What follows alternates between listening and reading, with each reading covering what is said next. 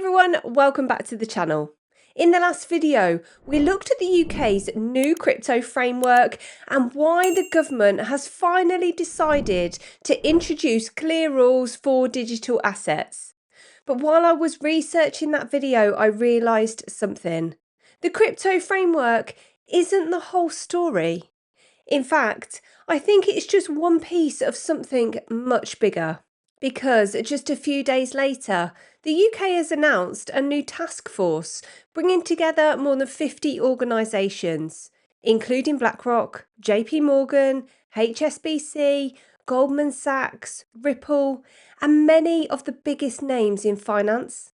Then, almost at the same time, the Office for Budget Responsibility published one of its most important long-term reports on Britain's public finances.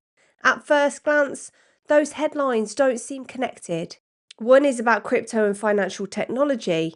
The other is about government spending and debt. But I don't think they're separate stories at all.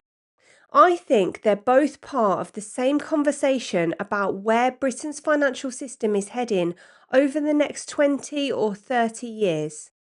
So today, I want to zoom out because I don't think the UK is simply writing crypto rules. I think it's trying to modernise the foundations of its financial system. To understand why any of this matters, we first need to understand the challenge Britain is facing. The Office for Budget Responsibility isn't predicting some immediate financial crisis. That's important to say from the start. What it is doing is looking decades into the future and asking whether the country's finances remain stable if current trends continue. Its report highlights several long-term pressures. Britain's population is ageing. Healthcare spending is expected to increase. State pension costs are expected to rise. Social care is becoming more expensive. Defence spending is increasing. At the same time, some traditional sources of tax revenue, such as fuel duty, are expected to decline as electric vehicles become more common. None of these challenges appeared overnight, and none of them have a single solution. But together, they can create one very important question. How does Britain continue attracting investment and funding long into the future? That brings us to something most people never really think about. How do the governments actually raise money? The answer is through government bonds known in the UK as gilts. When the UK wants to borrow more money, it issues gilts to investors. Those investors might be pension funds, insurance companies, banks, investment managers, or overseas institutions. They buy these bonds because they're generally considered one of the safest investments available. The government receives the money today and agrees to pay interest before eventually repaying the loan. It sounds simple, but these markets are absolutely enormous. They help finance public services, infrastructure, and day-to-day government spending, while also refinancing debt that's already outstanding.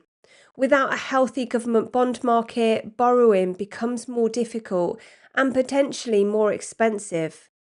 So, confidence in these markets matters a lot. But here's where the story becomes much more interesting.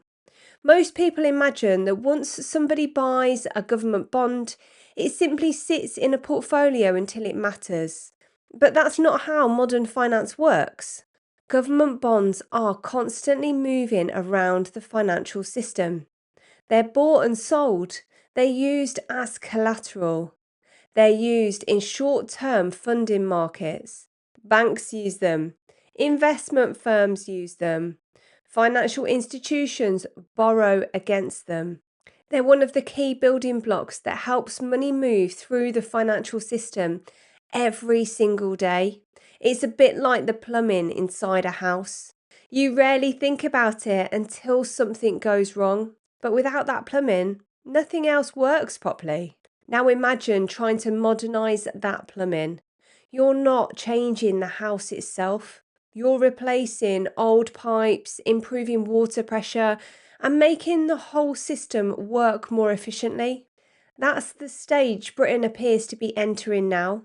Over the past few years, we've seen the launch of the Digital Securities Sandbox, work on a digital gilt pilot, upgrades to the Bank of England settlement infrastructure, consultations on stablecoins and tokenised assets, and now this new digital markets champion taskforce. When you look at them individually, they seem like separate announcements. When you put them together, they begin to look like parts of a much larger strategy. This is also why I think it's important not to see this as a crypto story. It's really a financial infrastructure story. The task force announced this week isn't trying to decide whether crypto is good or bad. Its purpose is much more practical.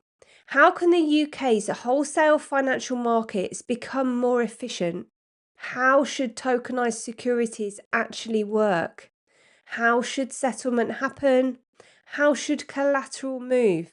How can different systems communicate with one another? These aren't the questions people usually ask on crypto Twitter. They're the questions asked by governments, central banks, and financial institutions responsible for keeping markets functioning.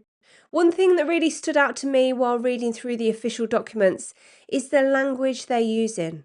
For years, we've heard words like pilot, sandbox, proof of concept, experiment. Now the conversation has shifted towards moving from pilots into production. That's a very different stage. It suggests policymakers increasingly believe tokenisation is no longer something to simply explore. It's something they now need to prepare for. That doesn't mean everything will suddenly move onto a blockchain next year. Far from it. But it does suggest the discussion has moved beyond asking whether this technology has a future and towards asking how it can be introduced safely into existing financial markets. This also helps explain why companies like Ripple are sitting alongside firms such as BlackRock, HSBC, and JPMorgan. It's not because the UK has chosen XRP. It hasn't. It's not because all of these companies have suddenly become business partners. They haven't. It's because modern financial markets require expertise from lots of different industries. Banks understand banking. Asset managers understand investments. Market infrastructure firms understand settlement. Technology companies understand distributed ledger systems. The government is bringing those perspectives together while it develops the next generation of financial infrastructure. That's a very different story from the headlines many people will read. This is also where the previous crypto framework video starts to connect. In that, we talked about stablecoins. At first, that might seem like a completely different conversation, but think about it. If one day government bonds, investment funds, or other financial assets become tokenised, how do you pay for them? How does the money move? Traditional settlement systems still play an important role. Central bank money still plays an important role. Commercial bank deposits still play an important role. And regulated stablecoins may eventually play a role too. That's why all of these discussions seem to be happening at the same time. They're not isolated policies. They're different pieces of the same puzzle. I think that's one of the biggest mistakes people make when they hear the word tokenisation. It's imagining it's simply about putting assets onto a blockchain. And actually, that's only one small part of the story. The difficult part is everything around it. The legal framework, the regulation, the settlement systems, the interoperability between different platforms, the market infrastructure, the governance, the operational processes. That's exactly what Britain appears to be working through now. None of this guarantees success. None of it guarantees faster economic growth. None of it guarantees that blockchain becomes the dominant technology. And it certainly doesn't solve the long-term fiscal challenges highlighted by the OBR. Technology alone can't fix an ageing population or rising healthcare costs. But what it can potentially do is help modernise the way financial markets operate. If capital moves more efficiently, if settlement becomes more streamlined, if markets become more attractive to global investors, then Britain strengthens one of its most important competitive advantages. So when I look at everything that's just happened over the past few weeks, I don't just see crypto regulation. I see the Digital Securities Sandbox. I see the work on digital gilts. I see settlement infrastructure being modernised. I see stablecoin regulation. I see the new Digital Markets Champion taskforce. And I see a government trying to position the UK for the next generation of financial markets. Whether that strategy succeeds is something only time will tell. But I do think it's becoming much easier to understand why all of these announcements are happening together. In the next video, I want to go much deeper into one part of this story. Why has the UK invited companies like Ripple, BlackRock, JPMorgan, and dozens of others into the same room? What exactly are they being asked to build? And why does something called the repo market, something most people have never heard of, sit right at the centre of this transformation? Because once you understand that, you'll understand why governments all over the world are paying so much attention to tokenisation. If you enjoyed today's video, don't forget to like and subscribe.